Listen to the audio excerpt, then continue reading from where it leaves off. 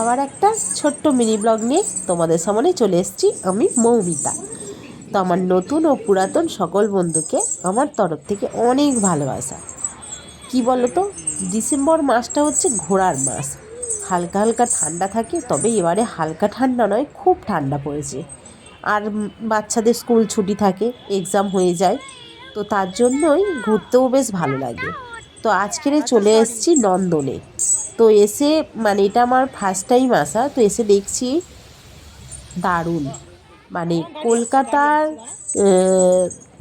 লোকজনদের জন্য time pass করার জন্য বলো, কলকাতা কি সবার জন্য, তবে বেশিরভাগটা করে আমি বলবো কলকাতার লোকজনদের জন্য টাইম পাস করার জন্য দারুণ জায়গা, অসাধারণ যাকে বলে। তো ফার্স্ট টাইম দেখছি, তো আমার খুব খুব ভালো লেগেছে।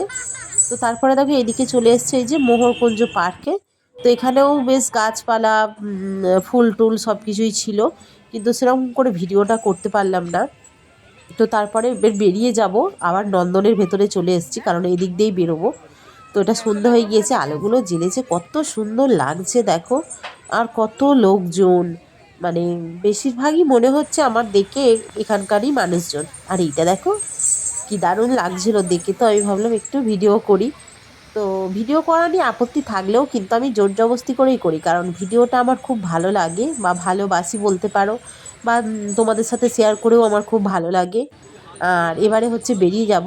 তো এখানে দেখছিলাম কয়েকজন ক্যামেরাম্যান, দুটো মানে দুটো হচ্ছে কি মেয়ে আছে, তো তাদের ফটোশ্যুট করছে। তো দেখে তো আমি অবাক, সত্যি এরকম করেই মানে যারা কন্টেন্ট ভিডিও ক্রিয়েটার যারা ফটোশ্যুট করে, দেখতে পাচ্ছ। তো আমার দেখে মানে কি বলবো, আমি পুরো চমকে গিয়েছি। জানি এরকম, তো ফার্স্ট টাইম একদম কাছ থেকে দেখলাম, তো ওই জন্য একটু আমি ফটো মানে ভিডিও করে নিলাম। আর এখানে হচ্ছে কি নন্দনের একটা প্রোগ্রাম হচ্ছিল, দুই হচ্ছে কি শিল্পী যারা গান করে তাদের স্মরণীয় কিছু একটা প্রোগ্রাম হচ্ছিল। তো এবার বেরিয়ে গেলাম, তো টাটা।